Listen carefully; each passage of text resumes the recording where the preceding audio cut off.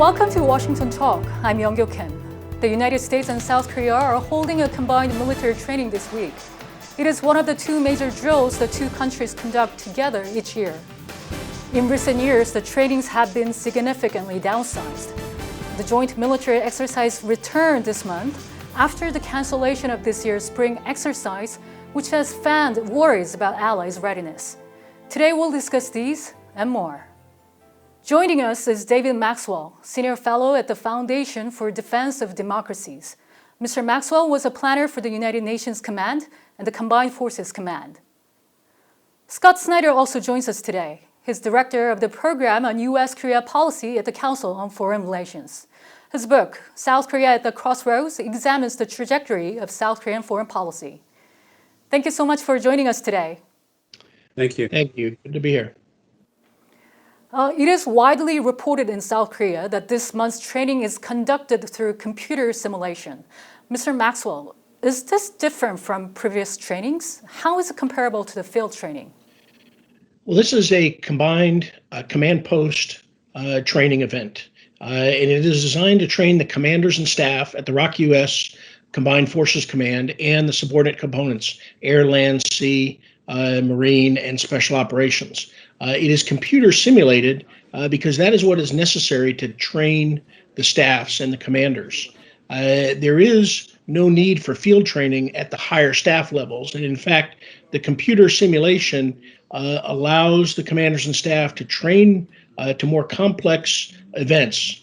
And of course, it is all focused on defending South Korea from a North Korean attack. That is the primary purpose of this training, and the computer simulation allows the commanders and staff to see how North Korea will attack South Korea, and then they go through their intelligence, their planning, their execution, their logistics functions to successfully defend South Korea from a North Korean attack. A large-scale joint military training has come back after skipping one earlier in the spring. It's been scaled down compared to past events due to the coronavirus, but it is still a large-scale drill. Mr. Snyder, how significant is the resumption of this training, both militarily and politically? Well, it's very important from the perspective of the fact that COVID has made it impossible to conduct the spring exercises. And of course, in this context of having skipped exercises, the issue of making sure that readiness is at an appropriate level and that North Korea receives the deterrence message, it's important. We know that North Korea also has had problems, but out of problems opportunities can be generated. So it's always important to maintain a deterrence message for North Korea. U.S. and South Korean officials usually explain the joint training is aimed at maintaining the robust defense posture. But pro-North Korean newspaper in Japan, Joseon Shinbo, criticized the training, saying it could spark a crisis or even a war in August. This kind of response from the North Korean side, it is something we expected going in, but Mr. Snyder, will this provide a reason for North Korea's further provocations? I don't necessarily see the exercises as triggers for provocations on the North Korean side. Instead, they are opportunities for North Korea to voice public criticism of U.S. and South Korean policies. Usually, North Korean provocations or demonstrations of capability, I think, are driven more by North Korea's technical needs and by political factors. Mm-hmm. A U.S. government official told VOA this training event will enable the U.S. and South Korea to pursue combined security training objectives, which are to maintain a credible combined security posture. Mr. Maxwell, what are the two allies expected to achieve from this month's exercise? Well, first and foremost, it is a chance to practice the defense plans, again, against attack from North Korea. So there has been staff turnover in the summertime. And so this training allows the commanders and staff and all the subordinate components to understand the defense plans, how to optimize the capabilities of the combined military force to defend against North Korea.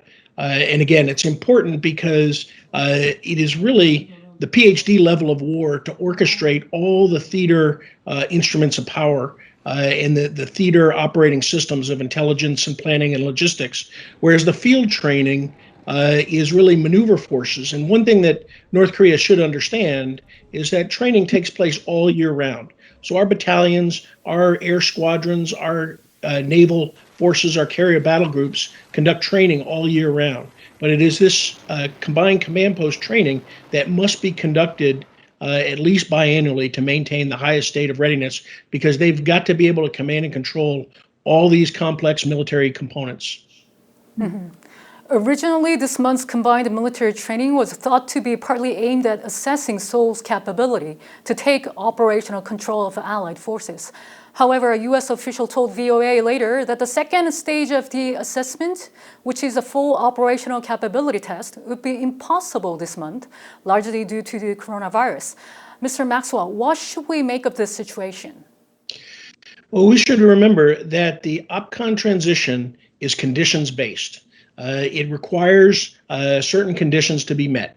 A reduction in North Korea's nuclear threat, integrated missile defense capability with South Korea and the U.S., development of independent warfighting command and control capabilities, and then a certification of the ability for the future Combined Forces Command to be able to execute the defense plans against North Korea. And so we've had the initial operating capability assessment. The issue is, since we did not conduct the major training in February and March, that we haven't allowed the Combined Forces Command to continue to train to develop those capabilities. And so the conditions are not optimal for conducting the full operational capability assessment. And so we will focus on readiness as we must. And then in the future, the commanders, Korean and U.S. commanders, will decide what is the right time to execute the fully operational capability assessment. Because, again, it is condition-based and not time-based, although everybody does focus on the big question of when will the OPCON transition occur. Mr. Snyder, Mr. Maxwell just mentioned that the OPCON transition is condition-based, but South Korea aims to complete the OPCON transition by May 2022. Why the deadline? Well, it really represents a political goal of the Moon administration to complete this OPCON transition before the end of President Moon's term. And I think that it really is related to the fact that President Moon was also in office when this issue first came up as Chief of Staff to Roh Moo-hyun. It was an objective that was not achieved in the Roh Moo-hyun administration. And so he may be driven by time factors because he doesn't want to see the possibility that this could be strung out in ways that would actually make it unfeasible in the context of a political transition in South Korea. Mm-hmm. Mr. Maxwell, will South Korea and the United States be able to meet this deadline? How has the OPCON transition progressed so far? Well, it has progressed very well. And again, there is no deadline. It is conditions-based. And the fundamental question that has to be answered is, how does the ROK military and the U.S. military combine to form the optimal Combined Forces Command to be able to successfully execute all of its missions? First, to deter North Korean attack. Then, if North Korea chooses to attack, defeat the North Korean People's Army, and then achieve the political objectives for the alliance. So the question is not based on time, although what Mr. Snyder said is very correct. President Moon is on a timeline for all the reasons that he described. Really, the military professionals are first and foremost concerned with the security of the Republic of Korea and how to best organize and train our military forces so that they can be successful in any contingency that is caused by a North Korean attack or a North Korean instability situation, North Korean regime collapse, any situation that occurs on the Korean Peninsula. The future ROK U.S. Combined Forces Command must be ready to successfully execute. I want to ask both of you, it seems like meeting the timeline for the transition is important for South Korea. But on the U.S. side, they want to make sure that all the conditions are met. Where should we put the priority then? Mr. Snyder, let me start with you. Well, I think for this particular exercise, it's very clear that readiness has been the higher priority. And I think that that's probably based on the premise that conditions and certifications can be managed later, that we don't necessarily have a time deadline.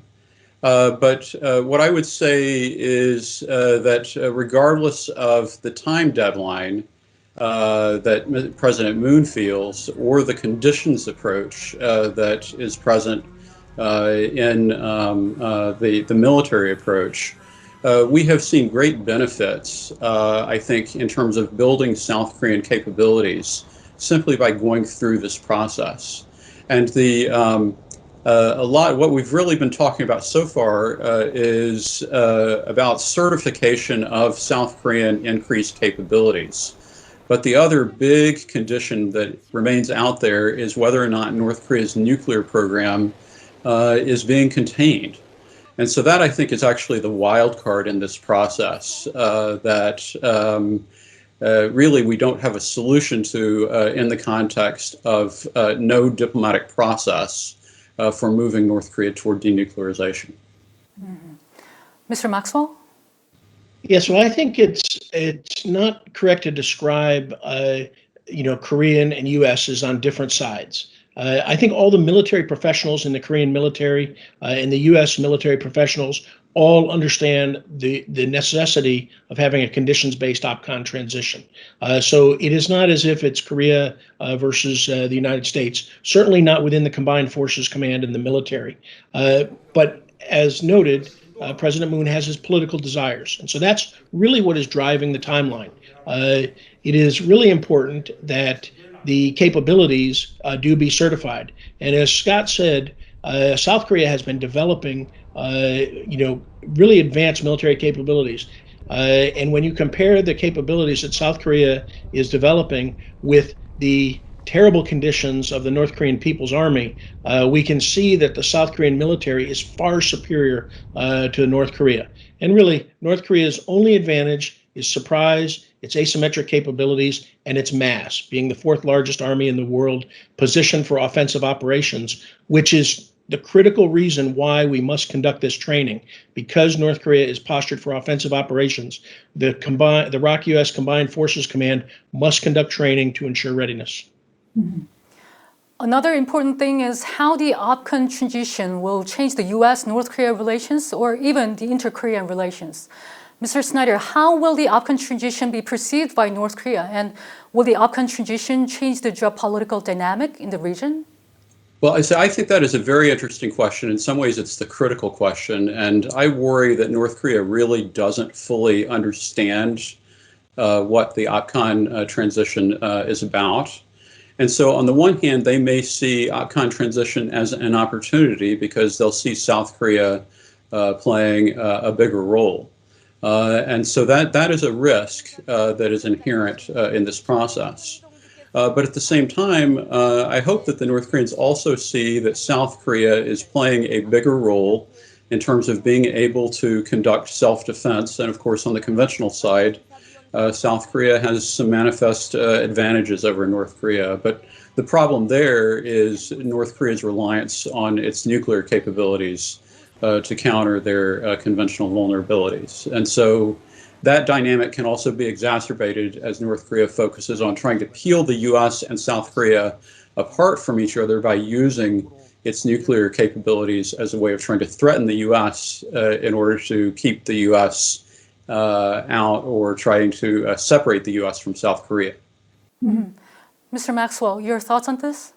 Yes, I think what's important for North Korea to understand is the reason that we are conducting this OPCON transition is because of the trust and the great respect the U.S. military has in the South Korean military.